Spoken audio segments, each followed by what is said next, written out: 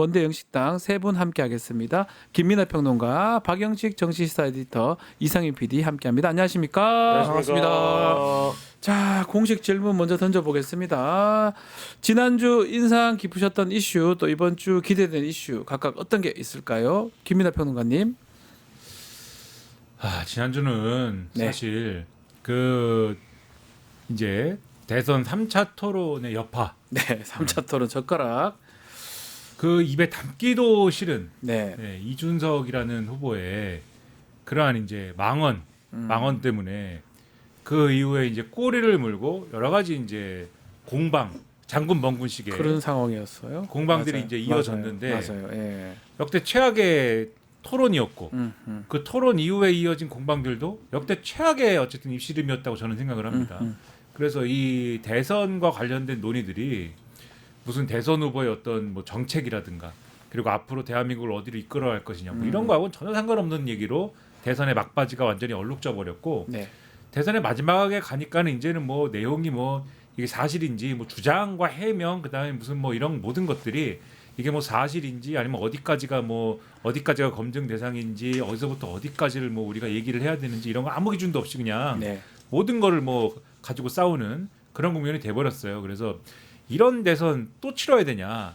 이런 대선을 또 치러야 되냐? 이런 생각이 들 정도로 그런 아주 실망스러운 과정이 지난 한 주 동안 있었다는 점에서 그런 거 공감할 것 같아요. 많은 분들이. 이런 상황을 촉발시킨 그러한 후보에 대해서 어떻게 판단해야 될까 이런 생각을 다시 한번 이제 했던 그러한 과정이 지난주에는 아주 인상 깊었던 그런 장면이었고 네. 이번 주에 기대되는 뉴스 내일 뭐 합니까? 뭐 선거죠, 이제. 내일 선거를 하고 그 선거 결과에 따라서 새롭게 출범하는 네. 새로운 정부가 이제 새로운 역할과 새로운 어떤 뭐 이러한 것들을 하지 않겠습니까?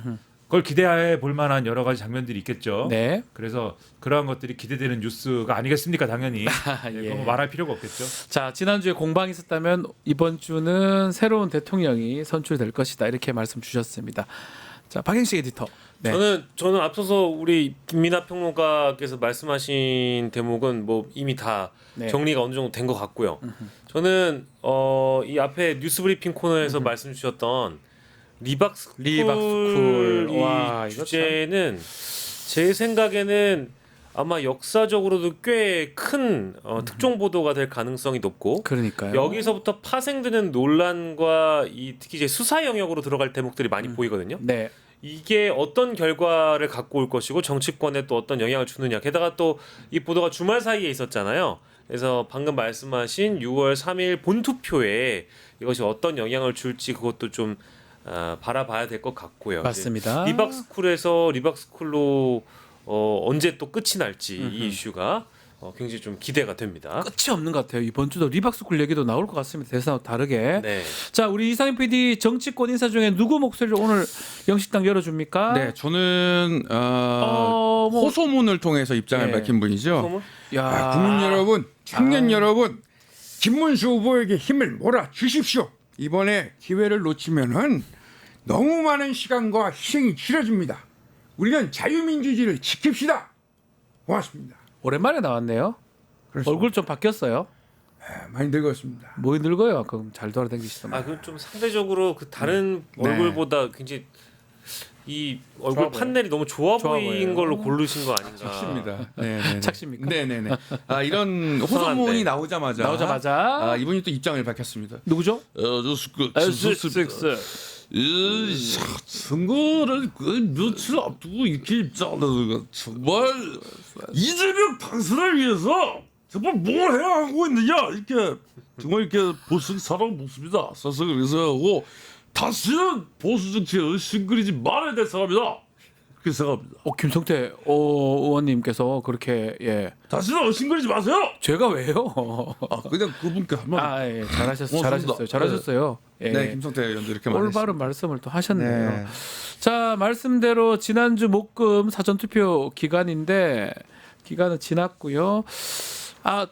어떻게 사전투표 다 하셨던 건가요? 본투표 하십니까? 저는 사전 투표를 첫날에 했습니다. 첫날 하셨고. 첫날 오후에 했는데 좀 애를 먹었습니다. 네. 예, 너무 사람들이 많아가지고. 오. 왠지 김민하 평론가는 안 하셨을 것 같아요. 아니 좀 둘째 날 했습니다. 했군요. 죄송해요. 죄송해요. 근데 왠지 본투표주의자야. 본투표할 것 같은 느낌이 들어서. 아주 약간 좀 죄송해요. 고민을 했는데 네. 본투표 날 좀 분위기를 좀 살피러 갈 것이냐 아니면 그래도 좀 사전 투표의 열기를 한번 뭐 이 체감을 할 것이냐 좀 둘째 날까지 고민을 했는데 그래도 그냥 사전 투표를 빨리 하고 네 그러고 이제 있는 것으로 결심을 했습니다. 이상민 PD도 저도 사전투표 아, 첫날에 하셨군요. 했습니다. 예. 야, 저도 뭐 마찬가지로 첫날에 했는데 네. 이렇게 우리는 100%입니다. 이렇게 열기가 뜨거운 것 같은데 결론은 22대보다는 약간 낮았어요. 최고치를 갈아치우지는 못했습니다. 이건 어떻게 봐야 됩니까, 박인실 글쎄 리터? 뭐 요일이 어쨌든 평일이었잖아요. 토요일이 없었어요, 예, 뭐 이번에는. 언론 보도를 많이들 보셨겠습니다만 네. 지난 대선 때는 금요일과 토요일에 이 사전 투표를 했었고 토요일이 또 이제 주말이 연결이 되다 보니까 자연스럽게 이제 투표장에 나오시는 분들이 많았다라고 봐야 되겠죠. 근데 이번에는 목요일과 금요일에 이어졌기 때문에 저도 오며 가며 뭐 택시를 타거나 네. 혹은 이제 다른 9to6로 이제 일을 하시는 직장인분들 의견을 들어보면 뭐 점심 시간에 투표할 수 있다 없다 뭐 이렇게들 방송에서는 뭐 니들이 편하게 얘기하지만 우리 진짜 그 시간에 투표하러 못 간다 바빠서 그렇죠. 그런 직장인들은. 분들이 많아서 생각보다 많더라고요. 그래서 실제 투표를 하지 못한 분들이 많았다. 그럼에도 불구하고 짬을 내서라도 뭐 심지어 뭐 반차까지 내서라도 투표를 하신 분들이 있는가 하면 직장 때문에 못 하신 분들이 많았다라는 점이 일단 꼽고 싶고요. 그리고 이 본투표주의자들이 분명히 다 있는 것 같아요. 이게 보수든 진보든 간에 그렇죠. 어떤 유권자들인지 간에 아 나는 사전 투표는 스킵하고 무조건 본투표 분위기를 알기 위해서 본투표를 하겠다라는 분들이 있는 것 같고 또 다른 의미로는 이 사전 투표는 부정선거가 의심된다. 그러니까요. 내지는 부실선거가 의심된다라고 해서 본투표를 하겠다라고 생각하는 이제 이른바 보수 유권자들이 꽤 있었던 걸로 보여요. 이제 그런 뭐 영향들이 실제 있었지 않았나 이런 생각이 듭니다. 근데 거기에 네. 더해서 이 말씀하신 거에 상당 부분의 이제 이유가 상당 부분의 이유를 설명해 주신 것 같고. 네.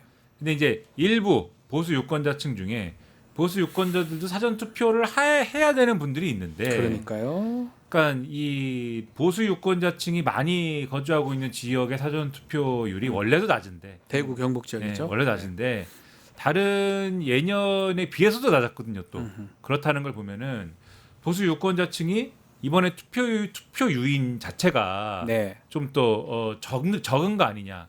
그러니까 이게 이번에 윤석열의 이 불법적인 계엄 선포 그러니까 내란 때문에 이거 벌어지는 조기 대선인데 그걸 생각하면은 어쨌든 국민의힘 못 찍겠고 사실 그런 상황에서 국민을 못 찍겠다고 하면 그래도 보수 후보인 이준석 후보 한번 찍어볼까라고 생각도 해봤는데 이번에 이 망언을 하고 뭐 이러고 있으니까 그것도 이제 안 되겠다 그런 마음이 있는 상황에서 그냥 투표를 이거 할 수 있겠냐 이런 마음인 분들이 좀 있겠죠. 있을 예. 것이다. 많을 것 같아요. 예. 그래서 야 그러면 이거 이대로 만약에 이런 분위기가 내일까지 이어지면 보수 정치의 입장에서는 이건 별로 좋을 게 없지 않습니까? 이런 네. 분위기 계속 끌고 가면 어떻게 해서든지 투표를 반드시 내일 시켜야만 한다. 그렇죠. 이런 상당히 지금 비상 걸린 듯한 그런 모양새라고 보이거든요. 그래서 다 나오는 건가요? 전직 대통령들이? 그렇죠. 그러니까 지금 사실은 좀 제가 볼 때는 쉬고 있는 게 맞는 것 같은 네. 박근혜 씨라든가 예. 이런 분들이 다 지금 끌려 나와가지고 네. 시장 돌아야 되고 네. 오늘은 이제 뭐 부산 울산 조계 간다고 사전 하는데 투표율이 적은 거하고도 연결이 돼 있다 이 말씀이네요. 네, 뭐 이분 같은 경우에는 특히 박근혜 전 대통령 같은 경우에는 선거의 여왕이다 이렇게도 이제 이름을 붙이기도 하는데 지금 뭐 선거의 여왕이겠습니까? 그렇지 아니죠, 않을 텐데 아니죠. 예. 하지만 대구 경북에서는 뭔가 향수 짠한 마음 뭐 박정희 시절에 대한 어떤 뭐 그러한 것들을 불러일으키는 마음 이런 것들에 아직도 기대고 싶은 어떤 그 보수 정치의 어떤 마음 그런 것들을 자극해 보려고 하는 건데 네. 저는 이게 효과가 아주 100%까지는 아니라고 보지만 일부 영향을 미치겠죠. 일본에 이게. 있다. 투표하러 갈 것이다. 그렇죠. 본투표하러. 그런 것들을 노리는 움직임이 분명히 있다는 걸 아하. 봐서도 이번에 이 투표율에 의한 불안감 이거는 지금 분명히 있는 것 같다. 자, 뭐 오늘 또 누가 좀 나와주셔? 부정 그만뒀죠? 안녕하십니까. 부정. 부정이라고 하지 않았습니다. 부정 부정이라고 했습니다. 예. 기호 7번이었던 황교안입니다. 국민 여러분, 저는 사퇴했습니다. 왜 웃습니까? 김문수 후보를 밀어주십시오. 다행스럽게도 김문수 후보는 부정선거를 막겠다 주장한 바가 있습니다. 그래서 배춧잎 투표지, 일장기 투표지, 그리고 빳빳한 투표지, 이거 모두 색출해야 됩니다. 지금도 부정선거 주장하는 분들이 증거를 막 보고 있습니다. 그래서 확실하게 부정선거를 막는 것이, 그리고 선관위를 해체하는 것이 시대적 과제다, 이렇게 보고 있습니다. 아니 근데 그 돈 아까워서 어떡합니까? 돈 이렇게 큰 돈 나와가지고 바로 들어가실 쓰셨는데 거면은 기탁금하고 팩트만 얘기를 하세요. 지금 부정선거를 막는 것이 시대가 요구하고 있는 것입니다. 박영식은 사퇴하십시오.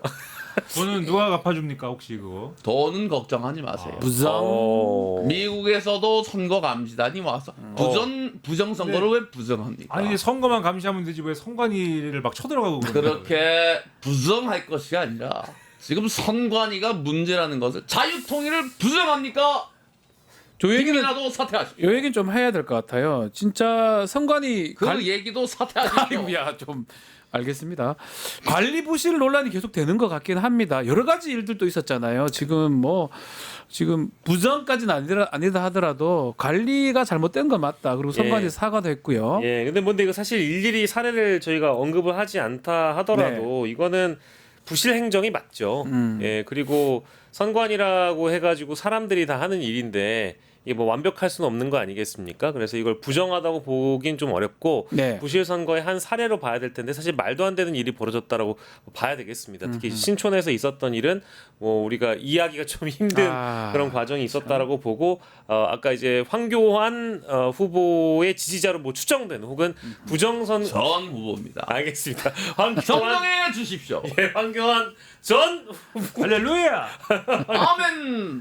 색소폰 가져오세요. 그래서 어쨌든 부정 선거에 대해서 의심을 하고 있는 이런 유권자의 경우가 뭐 실제 투표소를 엿보러 배수관을 타고 올라가기도 하고 그랬다가 실제 체포되기도 하고 이런 사례들이 있어 왔고 그러니까요. 또 실제 선거운동원의 경우에는 남편 대신에 투표해가지고 구속 심사를 받기도 하고 구속됐습니다. 예, 별의 별일이 다 있지 않습니까? 그러니까 이게 선관위가 부실 행정을 하기 때문에 이분들이 그런 오만한 짓을 벌인다라고 저는 생각하지 않고 이건 좀 별개로 그러니까요. 분리해서 봐야 되겠습니다만 네. 어쨌든 헌법기관이고 국가기관인 선관위가 이런 식으로밖에 하지 못했다는 것은 지금 노태학 위원장이 뭐 입장문도 발표하고 사과를 했다라고 하니까요. 본투표에서는 이런 일이 없었으면 좋겠고요. 네, 그게 그런 게 있는 것 같아요. 부정 이렇게 주장하시는 분들이 확증 편향을 갖고 계속 그걸 보다 보니까 오히려 좀 그걸 유도하는 분도 있는 것 같고요.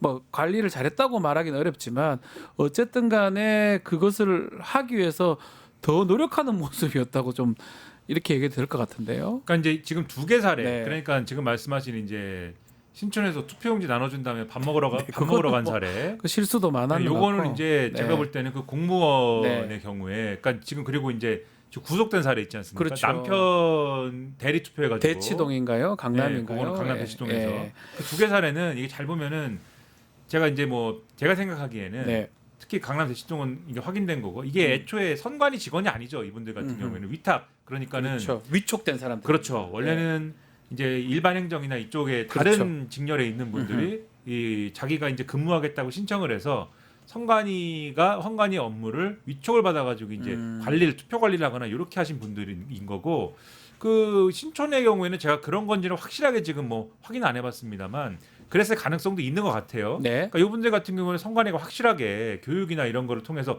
뭘 해도 되고 뭘 하면 안 되는지에 대해서 정확하게 좀 더 관리를 확실하게 했어야 되는 거죠. 근데 맞아요. 사실 저 지금 대치동 사례의 경우에는 저렇게 하려는 저 상식이지 않습니까? 저거는 저거는 뭐 부정하고 관계 없는 내용이죠. 작정하고 지금 두 개만 말씀하시는 팩트를 얘기하셔야 돼요. 전북 부안군 행안면 인구수가 2,033명입니다. 그런데 사전 투표자 수가 2,284명으로 야, 100%를 이미 넘어섰습니다. 이것도 증거의 하나다. 그게 예를 들면 이렇게 보고 있는 거예요. 제가 우스개와 진실 네. 두 가지로 말씀드릴게요. 네. 한 첫째, 가지만 얘기하세요. 우스개. 네. 우스개. 북한의 경우에 이제 투표율이 100% 이상 나오는 선거구가 있었는데 가끔 있었죠. 그거에 대해서 북한이 옛날 이게 우스개입니다. 농담, 북한 농담. 옆 지역 옆 선거구에서 네. 너무 존경을 해서 이제 넘어와가지고 투표했다. 이렇게 이제 농담하는 이런 경우들이 식의 있었고. 부정 개그도 사퇴하십시오. 근데 이제 우리나라 같은 경우 진실은 뭐냐? 네. 관외 투표를 하지 않습니까? 그렇죠. 관외 투표를 하니까 이제 이럴 수 있는 건데 이제 부정을 주장하시는 분들이 자꾸 이제 저렇게 얘기를 한다. 맞아요. 그러니까 이게 사실은 이게 그 진실을 알고 나면 그 뭐 별거 아닌 거거든요. 이거는 이제 과장된 사례고 아까 말씀드린 이제 두 개 사례는 선관위의 문제가 확실히 있는 거고. 근데 나머지 사례 항상 선거 때가 되면은 선거 사건 사고 뉴스들이 쭉 나오거든요. 네. 주로 지금까지는 선거 사건 사고 뉴스들이 주로 이 선거 투표라고 갖고 행패 부린 뉴스들이 거의 다였습니다. 지금 이전 선거대 같은 경우에는 뭐 투표 용지를 줬는데 내가 잘못 찍었으니까 바꿔달라고 주장하다가 뭐 선관위 직원 뭐 깨물었다든지 뭐 이런 거 있잖아요. 예. 폭행을 한다든지 예. 술을 먹고 행패를 부렸다든지.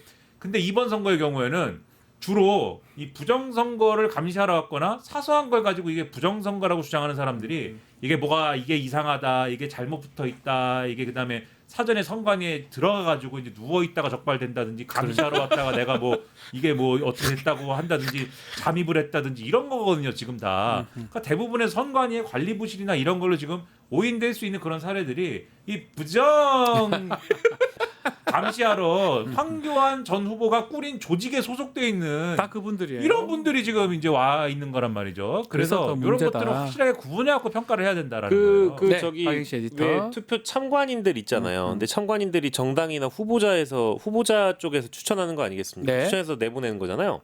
근데 이번에도 뭐 일부 보도가 됐습니다만 막 발을 정자로 사람 몇 명 왔는지 봤습니다. 새알리고 막 그랬다는 있죠. 거 아닙니까? 예. 근데 이제는 제가 거기 현장에 있는 다른 참관인한테 들은 얘기인데 그 발을 정자로 안 하고 딸깍딸깍 이렇게 숫자 세는 걸로 옆에서 세고 있대요. 예. 근데 저는 이제 주말 사이에 궁금해진 게 황교안 후보자가 사퇴를 했잖아요. 네. 그럼 그 참관인들은 이제 더 이상 그 투표소에 본 투표장에는 안 나오는 건지. 일단 김문수 후보가 그 김문수 후보한테 써라고 준다고 했는데 네. 뭐 받을지 안 받을지는 모르겠습니다. 아, 그 참관인들이요? 예, 예. 뭐 부패 방지 무슨 뭐 그분들 한다고 하는데 줄여서 부방대라는데 부방대라는 부정선거 방지 무슨 부정선거의 부패 방지가 아니고 그래서 뭐 근데 그건 그거를- 확인해봐야 될 것 같아요 나중에. 그거를 그것도 이제 재미있는 것이 그 뭐 발을 정자를 쓰고 뭐 이걸 누르고 해도 그 휴먼 에러가 없겠습니까? 네, 그러니까요. 휴먼 에러가 있을 텐데 네. 근데 만약에 휴먼 에러가 있어서 숫자가 안 맞는다고 쳐요. 네. 그러면 그분들이 생각할 때 진실한 기준은 어느 쪽입니까? 자신들이 휴먼 에러가 있을지도 모르는 발을 정자가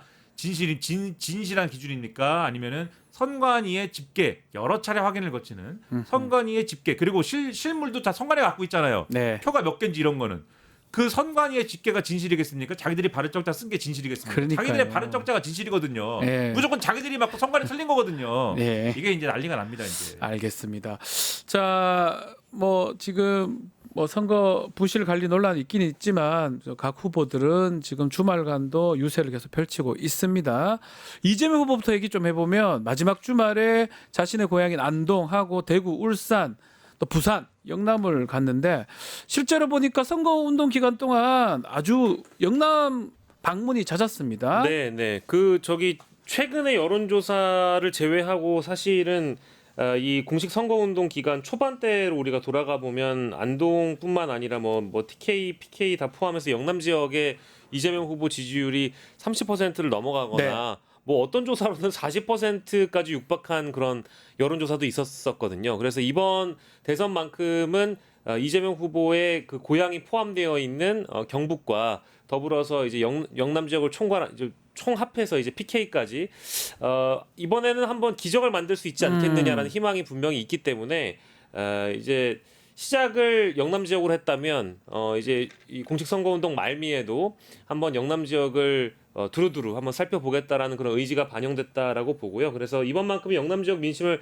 가져올 수 있겠다라는 기대감이 충분히 반영된 것 같아요. 게다가 아하. 아까 말씀드린 대로 이재명 후보의 또 고향이 있는 곳이고 그리고 어제 페이스북에 글 남기신 거 보니까 좌파 우파 말고 제맹이가 좌파 우파 말고 실력파 실용파로 인정받겠다라고 말씀을 하신 거 보니까 또 지역 통합이나 동서 화합에 대한 또 그런 메시지와 더불어서 자신의 어떤 실용주의 이런 거를 강조하면서 영남 민심에게 일을 잘할 수 있으니까 나를 한번 믿어달라, 한번 사람도 한번 바꿔 써보고 해달라. 언제까지 일부 이제 보수 인사들만 보수 유권자들이 이 지역 민심을 통해서 선출할 것이냐.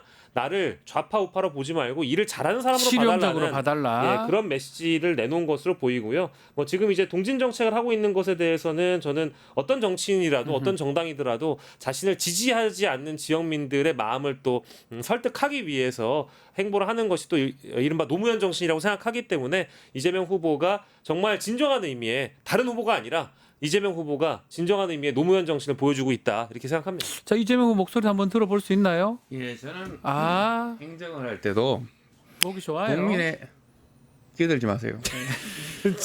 예의가 없어 예의가. 예의가 너무 없는 것 같아. 최욱이는 안 그랬는 건데. 자, 우리 국민의 뜻을 최대한 반영하고자 얘기합니다. 이순신 장군 있지 않습니까? 이순신 장군도 작전을 짤 때 이 동네 원로 어부 얘기 들으면서 경청을 했다고 합니다. 저도 얼마 전에 야구 좋아하시죠? 예, 좋아합니다. 송진우 선수한테 유니폼을 받았어요. 예, 제가 21번을 깨들지 마시고 네. 21번을 받았는데 제가 이거를 그 수행팀에서 벗으라 그랬는데 제가 벗지 않았습니다. 왜냐? 이거 21대 대통령들하고 이거 준 거기 때문에 굉장히 의미가 있다. 그래서 제가 던지는 퍼포먼스도 있는데 네. 예, 반드시 제가 이겨서 통합의 대통령. 그리고 안동에서 그 초대 국무령이 바로 안동 출신입니다. 임시정부. 예. 그 역사가 있듯이 안동 대통령 한번 만들어 주는 건 괜찮다 이렇게 보고 있는 거죠. 이 지금 이재명 후보 21번이 그 송진우 선수 영구 결변입니다. 이글스에. 그래서 그거를 받는 장면 연출이 됐는데 요거 말고 정치 보복 없을 것이다라고 얘기를 하면서 내란 수사는 정치 보복 아니다. 요 메시지는 지금 시기에 어떤 의미를 담고 있다고 봐야 됩니까? 그러니까 이제 중도 공략을 계속하지 않습니까? 네. 거의 이제 지금 이제 아까 이제 영남권 많이 이제 방문했고 이런 유세 동선을 보더라도 이재명 후보는 거의 이제 그 확장적인 어떤 동선이거든요. 네. 그런 반면 김문수 후보는 수성에 이제 그쵸. 방점이 찍혀 있는 지키려고 하는 것 같아요. 그렇죠. 자기 지지층 원래 지지층을 결집시키려는 이런 동선입니다. 네. 그렇다고 하면은 이게 동선이 이렇다라는 것에서도 볼 수 있듯이 지금 선거 전략의 방점은 계속해서 원래 지지층이 아닌 어떤 지지층을 포섭하고 확장하고 뻗어나가는 전략이에요. 그러면 이 전략에서 가장 앞세워야 될 메시지는 민주당이 집권하더라도 네. 민주당 지지층이 아니었던 어떤 그러한 이제 사람들 또는 세력에 대해서 포용적으로 접근한다라고 하는 어떤 메시지를 줘야 될 필요성이 하나가 있는 거거든요. 아하. 그때 가장 그 반대쪽을 지지하는 어떤 지지층이 두려워할 만한 어떤 그런 이슈가 이게 보수가 절멸한다. 정치 보복을 당한다. 그래서 완전히 뿌리째 뽑힌다. 뭐 이런 거 아니겠습니까? 지금 그러니까요. 상황에서 워낙 잘못을 했기 때문에 잘못을 많이 했기 때문에 그래서 정치 보복은 안 한다. 이렇게 일단 얘기할 필요가 있는 거고요. 그런데 이 얘기에 너무 또 이렇게 힘을 실으면은 분명히 새로운 정부가 이제 좀 이렇게 들어서면은 항상 나오는 얘기가 네. 이제 권력 잡았으니까 이제 확실하게 잘못한 사람들에 대해서는 확실하게 단죄하는 게 아니라 봐주고 가는 거 아니냐. 아하. 이렇게 갈 수가 있어요, 얘기가. 그렇죠. 그런 우려를 갖는 분들이 있습니다. 그러면 이런 분들에 대해서는 또 확실한 어떤 안심을 또 시켜줘야 될 필요가 있잖아요. 그래서 책임을 지워야 되는 것도 확실히 져야 되는 내란 거예요. 수사는 하는데 보복은 하지 않겠다. 그렇죠. 확실히 책임을 져야 되는 것은 확실히 지우는 것이고 네. 정치 보복이라고 할 만한 어떤 거기까지는 뻗어나가지 않겠다라는 건데 그러면은 여기서 질문이 있을 거 아닙니까? 네. 그 기준이 뭐예요 그러면은 어디까지가 내란 수사고 어디까지가 정치 보복입니까? 근데 거기에 대해서는 또 할 말이 있죠 이재명 후보가. 그게 뭐냐? 그건 윤석열이 과거에 윤석열이라는 사람이 기준을 다 제시해 줬다 이렇게 답을 했죠. 과거에 윤석열이라는 분이 과거 대선 기간에 자기가 대선 치를 때 다 네. 얘기를 했습니다. 수사권 가지고 보복하면 그 깡패지 그 검사니까부터 과거에 얘기했던 것부터 시작해가지고 정치 보복이라는 거는 몇 년에 걸쳐서 한 사람을 딱 찍어가지고 기준 없이 계속 탈탈 털고 이게 안 되면 저거를 갖고 와서 털고 저게 안 되면 또 이걸 다시 갖고 와서 털고 이렇게 하는 게 정치 보복이라고 했지 않습니까? 네. 그렇게 하지 않고 내란 이거에 대해서는 분명히 책임을 묻겠다. 요 기준을 가지고 가겠다. 그렇죠. 분명한 기준을 가지고 대응하겠다라고 이제 얘기를 한 거죠. 그 김문수 후보는 이재명 후보를 히틀러에 아니 누가 누구에게 그 책임을 묻습니까? 히틀러 얘기하시는데 히틀러도 자기 죄를 방어하려고 방탄하지 않았습니다. 근데 이 일본 얼굴이 굉장히 젊어요. 일본 지금 보정 많이 했어요. 뽀샵. 일본을 지금 괴물 방탄 총통 독재로 가는 건 사실 아닙니까? 30대예요 거의. 대통령까지 그러면 그 문수희 한번 불러주십시오. 대통령까지 이 사람이 해가지고 입법, 행정, 사법을 전부 다 하게 되면 김정은 독재, 시진핑 독재, 히틀러 독재가 되는 거다. 그래서 괴물 총통 독재가 되는 건데 이건 전 세계에 유례가 없는 겁니다. 그러니까요. 정통은 접니다. 자, 이 김민아 총통. 이름이 누구요? 김민아요. 아, 김민아. 예. 관등성명이 총통이요. 총통이요. 네, 종통. 제가 종통입니다. 그리고 어떤 사람이 제 아내에 갖다 얘기하는데 사람의 지혜는 학벌로 정해지는 게 아닙니다. 저는 제 아내가 자랑스럽습니다. 네.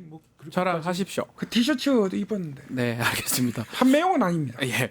이 김문수 후보 발언 살 사람은 관등성명 돼봐요. 네. 네. 예. 발언 없어요. 이 발언이나 이 전략 같은 게 뭐 안에 그 설란영 여사 발언까지 어떻게 봐야 됩니까? 저는 근데 지금 김문수 후보가 이재명 후보를 이른바 독재자들의 네. 비유를 하는 것이 맞는가? 그러니까요. 이거는 뭐 대다수의 국민이 문제의식을 갖고 있을 것 같아요. 이 대선이 왜 치러지는지에 대해서 김문수 후보가 인정을 안 하고 있기 때문에 계속 독재 그런 발언하는 거 아니겠습니까? 뭐가 독재인지 모르나요? 그러니까 이번 조기 대선이 치러지는 이유는 윤석열 때문인 것이고 윤석열이 헌법을 파괴하고 독재를 하려고 시도했기 때문에 그러니까요. 이 대선이 치러지는 것에 대해서 전혀 문제의식이 없기 때문에 이제 이런 발언이 나온다고 보고요. 두 번째로는 아내를 운운하면서 아내가 자랑스럽다고 얘기하는 거, 뭐 물론 이제 선거 전략이고 선거 운동의 일환이니까 뭐 그런 거에 대해서는 충분히 이제 저도 존중은 하고 싶은데 죄송한 건 이제 이재명 후보나 민주당 쪽에서 설란영 여사에 대한 어떤 뭐 차별 언어 이런 것들을 쓴 건 아니잖아요. 뭐 저는 이게 이제 유시민 작가 사례를 자꾸 끌고 와가지고 선거 운동으로 써먹는데 네. 저는 여기에 대한 문제의식이 뭐 굉장히 많은 사람입니다. 왜냐하면 유시민이라는 사람이 이제 누구인가? 이분은 정계를 은퇴하신 분이고, 그러니까요. 이분은 자연인이고, 이분은 관찰자이고, 이분은 이제 유명인입니다. 유명인이 유튜브에 나가서 뭐 설란영 여사와 관련된 발언을 하신 거잖아요. 저도 그 맥락을 다 따져봤는데 사실은 뭐 표현의 일부분이나 오해가 될 만한 부분들을 수정을 한다고 한다면 뭐랄까 이렇게까지 언론에 유시민이라는 이름이 뒤덮이면서 한 정당이 마치 이재명 후보나 민주당이 이야기한 것처럼 확대 해석할 수가 있겠는가?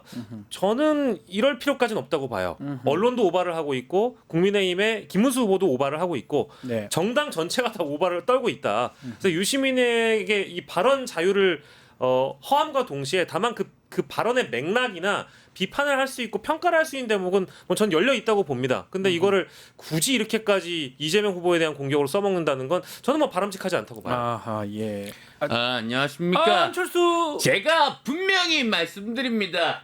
이재명은 이재명이 다 했다. 이 대한민국 정말 위기입니다. 그래서 여러분 제발 이재명을 찍어 주셔야 됩니다. 김문수죠, 김문수. 죄송합니다. 김문수를 찍어 주십시오. 아유. 이재명은 아무리 봐도 아닙니다. 좀 신기한 게 저 한 명이 아니에요. 지금 안철수, 한기호, 또기 손학규 세 분이 자꾸 이재명 찍어달라고 말 실수를 자꾸 하는데 이게 이런 경우가 좀 드물지 않습니까? 뭐 일부러 한 건 아닌 것 같은데. 이게 안 붙나 봐요. 잘안 붙나 봐요. 김문수 후보를 지지해 주십시오. 이게 안 붙나 봐요. 입에 잘 안 묻고 야, 안 붙고 그러한 상황에서 예. 계속 이제 이재명만은 막읍시다 이걸 얘기를 하다 보니까 그렇죠. 이재명 네. 막자고 그러니까 이재명의 선거가 되는 거예요, 자꾸. 네. 이재명만 하다가 보니까 김문수는 잘 생각이 안 나고 또 예. 별로 말하고 싶지 않고 그러다 보니까 이제 이재명만 이제 얘기를 하게 되는. 그러니까요. 참. 막자는 것도 이재명, 지지하자는 것도 이재명, 대통령을 만들겠다는 것도 이재명 이렇게 되는 건데. 네. 그래서 저는 이재명 원툴 선거를 하다가 네. 이제 그러한 이제 발언에 참사가 일어나고 있다 이렇게 보고요. 그리고 이제 이게 전략이 여러모로 이제 뭐 이 좀 여러모로 없다 보니까 네. 아까 이제 이 본인의 이제 배우자 김문수 후보 배우자 얘기를 이제 계속 하는 건데. 설날의 여사. 예. 그럼 아까 유시민 이사장의 발언 제가 볼 때는 문제가 있는 발언이죠. 그거는 당연히 문제가 있는 발언이고 그건 뭐 비판할 수 있는 발언입니다. 그래서 뭐 누가 됐든 간에 비판할 수 있는데 문제는 이제 그 비판을 뭐 하고 뭐 여러 가지 논란이 있고 이거는 그 유시민 이사장에 대한 이슈인 거잖아요. 맞아요. 그거는 유시민 이슈인 거거든요. 네, 맞아요. 김문수 이슈가 아니에요. 아니에요. 네, 근데 그 이슈를 김문수 후보는 계속 김문수 이슈로 만들고 싶어요 지금. 그래서 계속 내가 아내를 그럼 버려야 됩니까?부터 시작해가지고 네. 뭐 우리 설란영 씨는 그러면 뭐 우리 뭐 저 영부인이 되면 안 됩니까?를 해가지고 계속 얘기를 하는데 제가 볼 때는 그다지 유권자들 관심 없습니다. 맞습니다. 그다지 관심 예, 없고 예. 왜 유시민 이사장은 그런 말을 했대? 그냥 이렇게들 얘기를 하고 있는 것이지. 근데 뭐 사과도 했다고 뭐 그런 거야? 근데 이 정도 얘기를 하고 있는 거예요. 그건 유시민 이슈로서 그냥 소화가 되고 있는 거고 저거를 왜 저렇게 자기 이슈로 만들고 싶어 하느냐? 피해자가 되고 싶은 거죠. 아, 피해자. 내가 피해자이다. 그래서 지금 안 그래도 이준석 이슈로 이준석 후보는 자기가 또 피해자를 주장하는 거 아닙니까? 네. 내가 린치를 당하고 있는 피해자다. 그러고 있지만은 사실 이준석 후보가 그 이재명 후보의 뭐 가족 이슈를 꺼내준 바람에 그거는 김문수 후보 측이 손 안 대고 코를 풀고 있는 국면이에요. 네. 그 이슈가 어쨌든 꺼내져 나왔지 않습니까?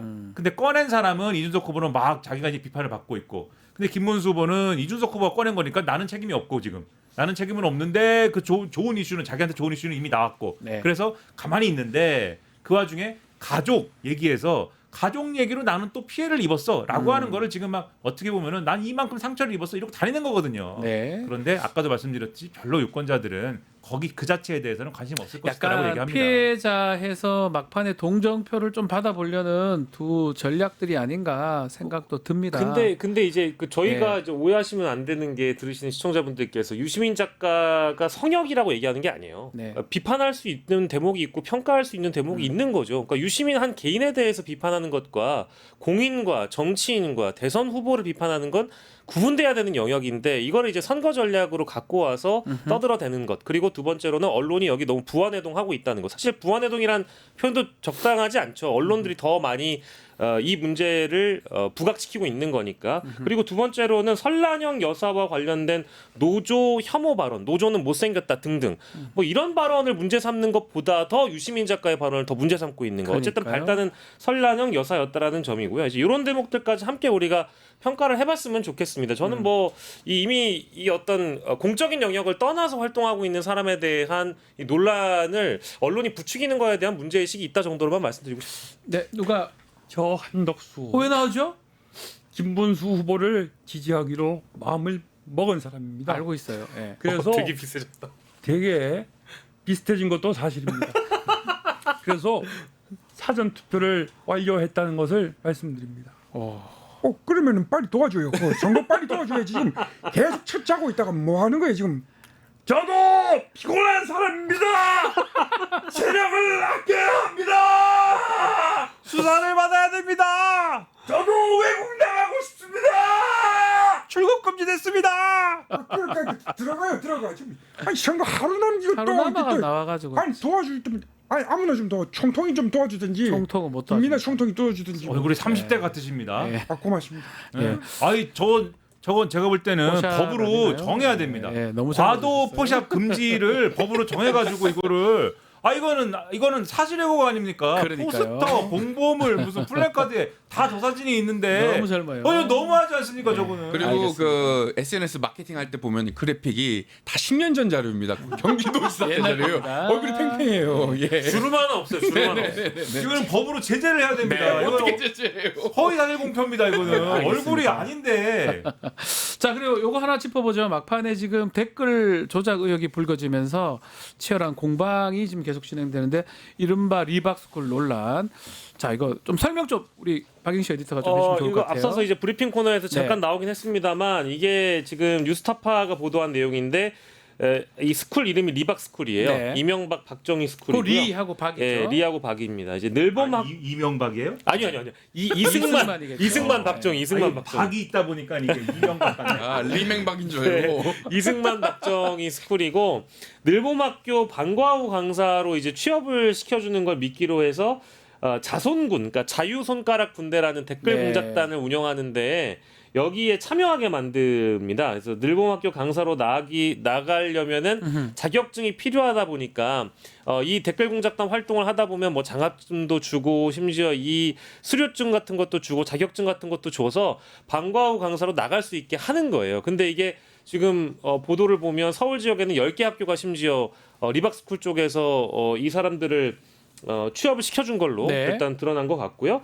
그리고 리박스쿨 관계자들이 국민의힘 관계자들과 같이 기자회견을 하는 그런 대목이 어떤 의혹 제기가 됐고, 더 나아가서는 김문수 후보가 과거에 리박스쿨을 알았느냐 몰랐느냐, 혹은 그 사무실을 인근이라도 가봤느냐 안 갔느냐, 이제 일단 이거 확인을 해봐야 될 것 같고, 더 나아가서는 리박스쿨 관계자들과 김문수 후보가 과거에 정치 활동을 한 사례까지 이미 나왔어요. 네. 2020년에 기독자유통일당 김문수 대표였던 시절에 4명의 리박스쿨 관계자가 총선 후보자로 출마를 합니다. 이제 요 의혹도 우리가 한번 들여다봐야 될 것 같고, 그래서 이게 지금은 이제 국민의힘 쪽에서 공식적으로 부인하고 김문수 후보도 질문까지 받지 않으려고 하는 것 같은데, 이건 굉장히 이 거대한 의혹이나 게이트급으로 번져갈 가능성이 매우 높다. 왜냐하면 보도가 되고 나서 그 다음 날 리박스쿨 관련된 영상이 모두 삭제됐어요. 네.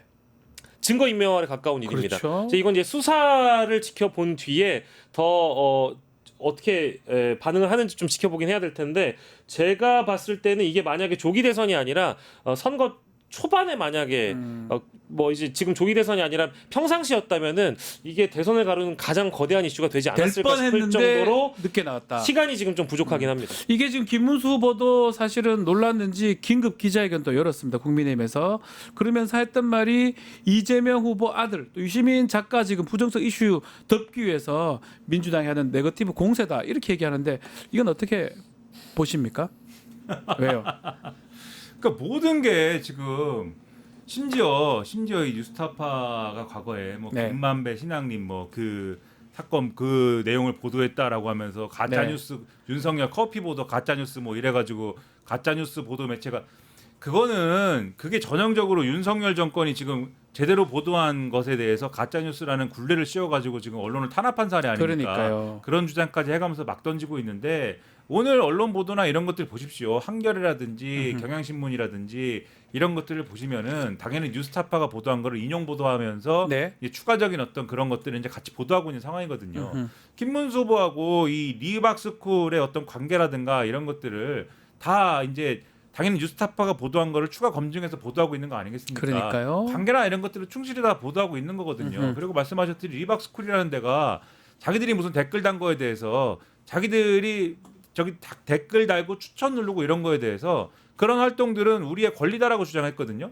했다는 거 아닙니까? 했다는 거죠. 예. 아예 했다고 하는데 그런 관계들이나 이런 거, 그리고 아까도 말씀하셨듯이 이런 뭐 대가 관계나 이런 게 혹시 있으면 그건 법적으로 당연히 문제가 될 수 있는 거고 당연히 이건 다 연결될 수 있는 사안인데 네. 그래 가지고 이게 실체가 있는 얘기인데, 그러면 실체가 없는 얘기라 그러면 이 국민의힘과 김문수 후보 측에서 네거티브나 이런 걸 덮기 위해서 무슨 꺼내든 얘기다라고 주장할 수 있겠지만 실체가 있는 얘기고 있어요. 그거에 대해서 당연히 수사가 필요한 얘기고, 이게 당연히 옛날 같으면은 뭐 국정원 이게 매 선거 때마다 있었던 얘기 아닙니까? 그렇죠. 당연히 그 예를 들면 오피스텔 앞에 2012년에 오피스텔 앞에 가가지고 댓글 다는 거 아니야? 라고 오피스텔 앞에 가가지고 이거 선거 막판에 당연히 큰 변수 될 수 있는 이런 얘기거든요. 네. 그 문제 제기를 하는데 지금 이런 식으로 눈 가리고 아웅하면서 이런 얘기로 빠져나갈 수 있다고 생각하면은 큰 오산이다 이렇게 네. 말씀드리겠습니다. 자, 누구 얘기를 한번 들어볼까요? 이번 선거는 말이야. 마리아는 그 죄송- 예수님의 어머니야. 예. 그래서 연방제로 가려는 이거 민주당 시대를 막기 위한 최종 싸움입니다, 여러분. 사전 투표는 조작이 가능하기 때문에 본 투표를 참여하란 말이야. 여기 다 이상한 사람들이야. 꼼짝 마. 다 김민환이 뭐니 저기 박영식이니 저기 머리 박으세요. 머리 대가리 박아. 대가리 박아. 머리 자식들아. 박으세요. 그 며느리가 대가리 박으라니까 박영식이. 아니 리박스쿨하고 어떤 관계가 관계예요? 있는 거예요? 며느리한테 물어보란 말이야. 나는 잘 몰라. 아니 근데 진짜 꼼짝 마. 박영식이 대가리 안 박았어. 나라가 그러니까 망하는 거야. 박영식 리박스쿨의 원흉도 꼼짝 마. 전광훈 목사일 수 있어요. 박영식이랑 그런 저기 것 같아요. 박지원이랑 김용민이 때문에 나라가 망하는 거야. 김용민이요? 꼼짝 마. 자유연대에서 리박스쿨 지원한 거 사실입니까? 꼼짝 마라니까 꼼짝 마. 내 이 정도 하나님이랑 친하단 말이야. 알겠어요. 그래요. 뭐 이 리박스쿨 얘기는 이번 선거가 끝나고도 문제가 될 것 같고요. 마지막으로 이제 내일 정도, 모레 새벽 정도면 새로운 대통령이 선출이 되고 새 정부가 출범합니다. 뭐 짧게 끝으로 어떤 기대를 하고 있는지 한마디 좀 부탁드리겠습니다. 두 분한테. 먼저 하십시오. 네. 이제 어쨌든 새로운 정부가 출범을 하면 아까도 좀 말씀드렸다시피 확실하게 윤석열 정권에서 벌어졌던 일들에 대해서 네. 확실하게 정리를 하고 책임을 다 물어야 됩니다. 그래서 정리라고 하는 것은 무슨 일이 벌어졌는지에 대해서 철저하게 다 파헤쳐내야 되는 것이죠. 정리하고 예. 그렇죠. 철저하게 파헤쳐내야 된다. 도대체 무슨 일을 벌였고 무슨 일이 벌어졌는지에 대해서 네. 확실하게 파헤쳐내야 된다. 지금 의혹으로 제기가 됐고 그동안 특검이 할 게 너무 필요하다고 많아요. 얘기한 사안들 있잖아요. 예. 그것만 해도 한다 쓰지 않습니까? 특검이 한 10개 정도 있어야 될 것 같은데요. 그렇죠. 그리고 네. 그거를 찾아보다 보면 줄줄이 고구마처럼 다 나오게 돼 다 있습니다. 나오겠어요. 그리고 줄줄이 고구마처럼 캐내다 보면은 네. 사실 윤석열 검찰총장 시절까지 가야 됩니다. 다 이건. 갈 수밖에 네. 없는 상황이다. 예를 들면 도이치모터스 주가 조작 네. 사건 같은 경우에 네. 그 얘기를 짧게 하다 이제 보면은 시간이 좀다 됐어요. 그렇죠. 그걸 얘기하다 보면은 그 사건을 방어하기 위해서 지금 네. 개헌까지 선포를 한 건데 맞아요. 개헌만 하더라도 그 사건을 언제부터 방어하기 시작한 거냐 윤석열이라는 네. 사람이 네, 네. 검찰총장까지 가야 되지 않겠습니까? 알겠습니다. 확실히 정리해달라. 자, 박영식 에디터 말씀 좀 들어보겠습니다. 내란이라는 게 꼭 어떤 국민들을 군사적으로 짓밟거나 뭐 국한문란 행위가 있어야만 내란이 아니고요. 이번 대선 기간 동안 우리가 12월 3일 이후에 한 반년 동안 봤던 여러 정치인들의 행위 그리고 정치인뿐만 아니라 이제 내란 세력들에게 동조하는 행위까지도 내란으로 우리가 포함해서 심판을 하는 선거가 이번 선거다. 네. 본투표 때 응징해 주시길 바랍니다. 자, 먼데 역시다 오늘 이렇게 마무리하겠습니다. 세 분 감사합니다. 고맙습니다. 유튜브 구독하고 실시간 채팅과 댓글을 남기시면 매일매일 7천 TTCO를 드립니다. 참여 방법은 통통물 어플을 다운로드하고 회원가입과 로그인을 해주세요. 마이페이지에서 나의 회원 고유 번호를 복사해주세요. 유튜브 구독 후 실시간 채팅이나 댓글창에 고유 번호를 한 번만 입력하면 준비 끝! 지금 유튜브 채팅과 댓글 쓰기 참여하고 실천 TTCO 받아가세요.